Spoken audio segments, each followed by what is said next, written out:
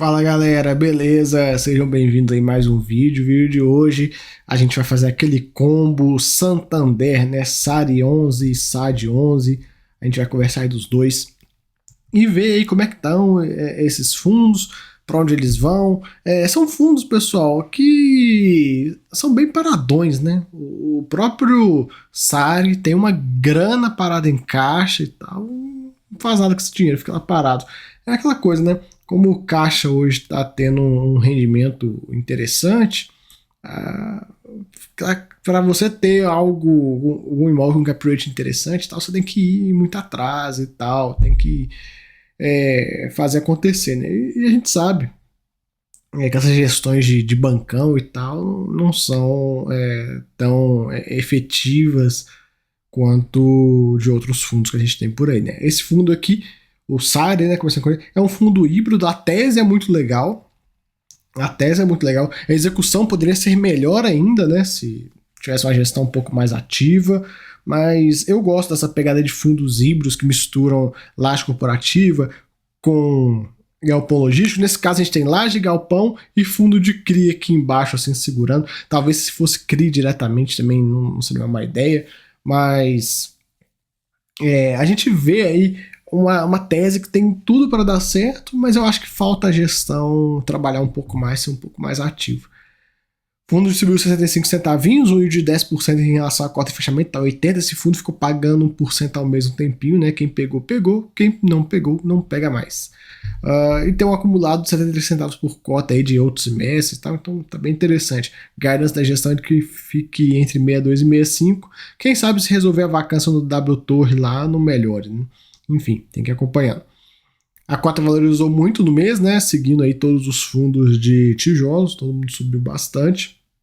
No portfólio, eles estão aí na busca por locatários para o W Torre, né? A gente vai acompanhando. E nos galpões, algumas obras. No Hortifruti subiu bem, hein? Eu vejo isso acontecer em vários fundos. Tem muita. Não sei o que está acontecendo, tem muita gente entrando aí e o Hortifruti crescendo bastante, né? Isso é bom para a nossa indústria de fundo imobiliário.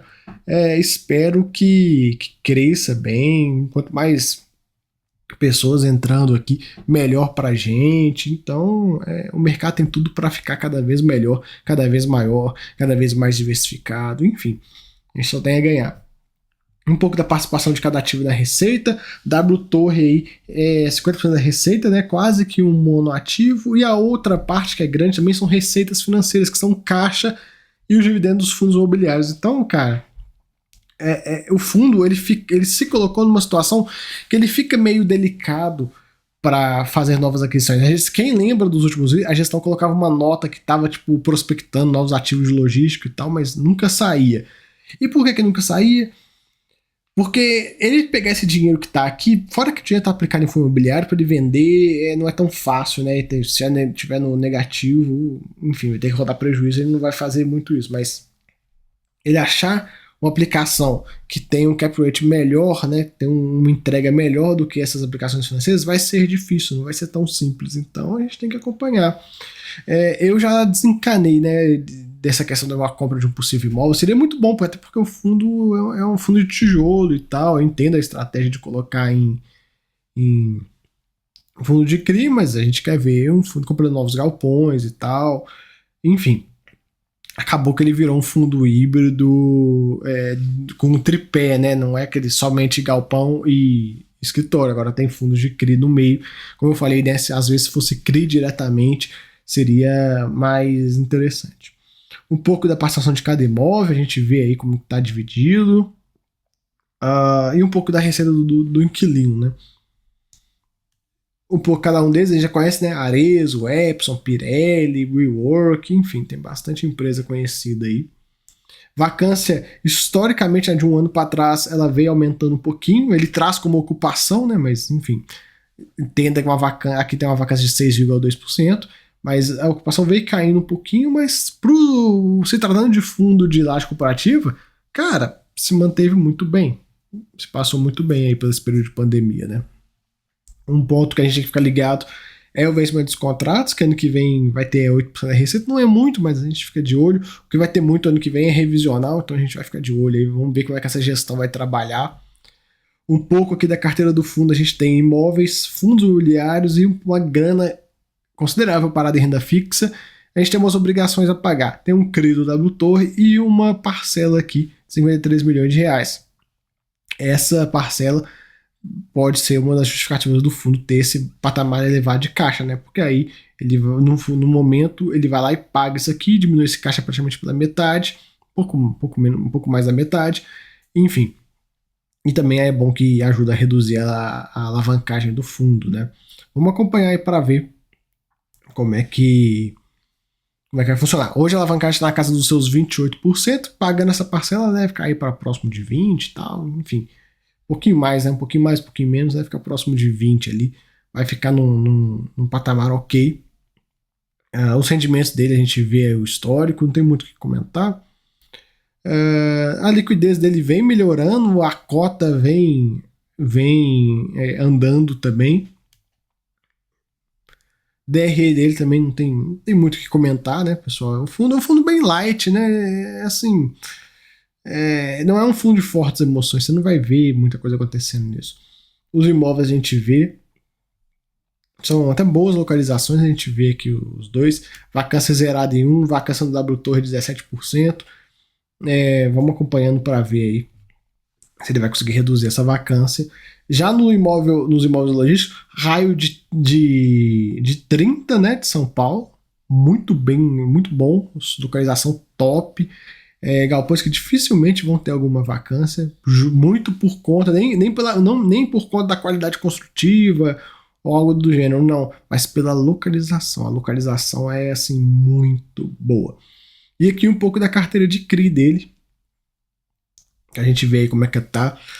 São bons fundos, não tem nenhum fundo aqui que você olha que você tipo torce o nariz. São boas posições, né? Um fundo com uma estratégia interessante. O que me preocupa mais é a questão de preço médio que ele deve ter nessa turma toda aqui, para ver, para ele executar prejuízos e tal. KNSC, ficaria muito curioso para descobrir o preço médio dele em KNSC. A KNSC caiu bastante, teve aquela emissão 90 e poucos reais, enfim. Se ele tiver entrado lá na IPO, ele tá tomando um fumo aí de 14 reais por cota, enfim. É meio complicado, por isso que eu falo, né? Eu acho interessante essa estratégia de ser um tripé, né, tendo aí um diferencial de ser uma parte de crédito, mas por mim teria que ser CRI diretamente, né? Se eu tivesse comprado bons CRIs, estaria numa situação um pouco melhor. Falar um pouco do SAD, eu já comentei, né, já falei isso em outros vídeos, e cara, para mim não seria nenhum absurdo juntar esses dois fundos em um, e aí você teria um fundo híbrido, de fato esse tripé que eu falei ficaria melhor ainda, né? Porque você teria um monte de CRI diretamente e aí você poderia de fato reciclar essa carteira. Já comentei, né, falando um pouco desse fundo do SAD, de reciclagem de carteira. Na minha visão, a gestão deixou muito a desejar, tem muita posição aí CDI mais 1% e tal. Cara, o momento agora é de aproveitar e pescar as operações com uma taxa um pouco melhor. Também não precisa pegar um CDI mais 5, pô, mas faz igual, sei lá, igual o KNCR, CDI mais 2,5, 2, 3, cara, já ia melhorar bem a rentabilidade do fundo. Tanto que isso mostra pra gente que o fundo vem pagando 1,08, pagando acima de R$1, e a cota tá ali estacionada nos 91, a cota não caminha. É um fundo de papel que está entregando um yield bem interessante, um yield de 15% ao ano, considerando esse valor de 91, e a cota não anda. Não anda. Por quê? Porque o cara, quando ele vem investir nesse fundo, ele olha e ele não vê, tipo assim, putz, não vai ter nenhuma melhora, é isso aqui, ponto, não tem como tirar, né? A gestão não está muito preocupada em tirar mais caldo do produto, então fica numa situação meio ruim. Vocês sabem quando eu comento dos high yields que não reciclaram a carteira e tal, e ficaram com taxas médias ruins? Aconteceu que também o fundo, desde sempre, né, o fundo teve aí posições de CDI mais 1%, isso aqui, tipo, imagina com a Selic a 5, 6, 7, ninguém quer comprar um CRI desse. Agora com a Selic a 14, pode ser que apareça alguém querendo, mas, né, alguém se interessando nisso aqui. E aí, às vezes, é o momento do fundo reciclar. Claro que é difícil fazer uma reciclagem de uma carteira com uma taxa tão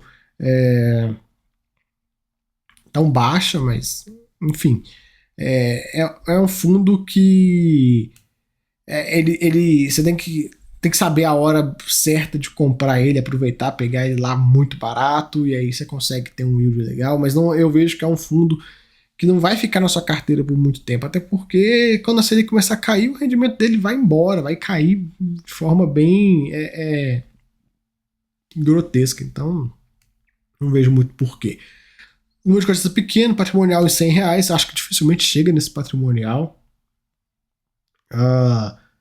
A gestão tá aí trabalhando e tal, mas enfim, não vejo muitas perspectivas. Os rendimentos vieram aumentando por conta da alta da Selic, enfim, né? E um pouco aqui do volume de negociação e tal, tá normal aí, nada demais. Carteira dele que eu já comentei com vocês, né, que poderia ser melhor. E aqui um pouco dos ativos. Ele também tem posições em fundos de CRI, que NIP, que nem High Yield. Deixa eu ver aqui.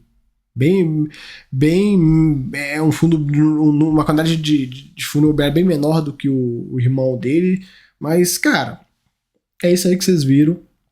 O SARI até chama um pouco de atenção, né? Naquele valor que ele ficou de 67 e tal, tava muito interessante de comprar. Esse valor atual ainda tá, assim, tem um certo interesse, até porque tá pagando 10%, ainda é um yield legal, mas